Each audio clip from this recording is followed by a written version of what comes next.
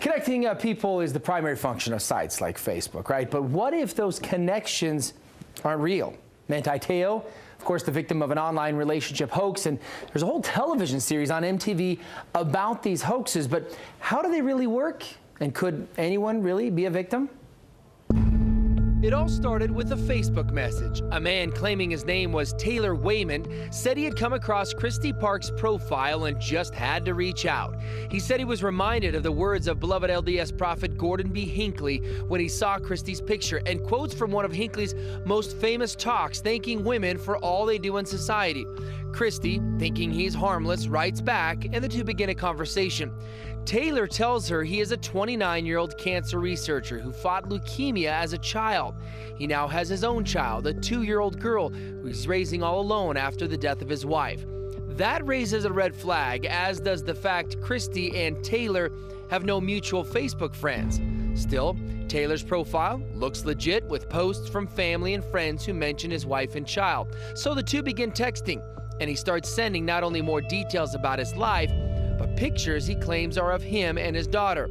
Still, Kristi was a little suspicious and so reached out to a friend who had posted online about the dangers of strangers on Facebook. The response? A copy of the exact same initial message sent from Taylor from a man who said his name was Clark. And this man claimed to have a very similar story. His wife had passed away, a young daughter, only this time he claimed to be a seminary teacher from Park City. And both Clark and Taylor have the same phone number. And now Kristi is trying to spread the word about Taylor, whatever his name is, and others out there like him. She joined us live via Skype from California. And Kristi, at this point, do we know how many people have been affected by this guy or others like him? I don't know. It sounds like I just keep getting contacts from people that all over that have been contacted by him. I'm guessing at least 50, if not more. What was the first thing that really said, okay, this is a red flag here, I need to be careful? Right away, it just seemed kind of fishy, like this guy sending me this random spiritual message. I kind of already thought it was weird, but as he continued to describe himself, he just kind of seemed a little too good to be true. And he was going to some great lengths to cover this up and build out this profile. Yeah, he has a bunch of fake friends and family, and he makes constant posts and shares things on Facebook he has like his fake friends make comments and has actual debates with them on Facebook, but he's really debating with himself. Obviously, he has a lot of extra time on his hands. Do we have any idea who this guy is? I've done some research online, and some friends have done research, and I guess about 2 years ago, another friend that had a PI do some research, and from what I can tell, his name is Isaac Flores, and he lives in Utah. So he does live here in Utah. Yeah. Have you had any other friends that had other experiences before this that kind of gave you already, you know, that need to be a little bit leery when you're online? Yeah, I had heard a couple different stories, and another friend who actually is the one who confirmed it all to me that this guy was a fraud.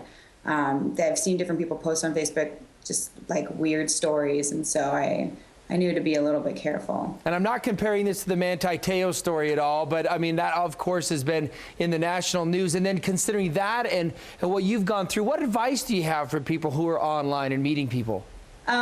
Just do your homework and be careful, and don't share personal information until you have some kind of confirmation that the person is legit and not out, not making things up. I just be careful, ask questions, do research, search their friends, make sure you have mutual friends, and don't ever meet them alone.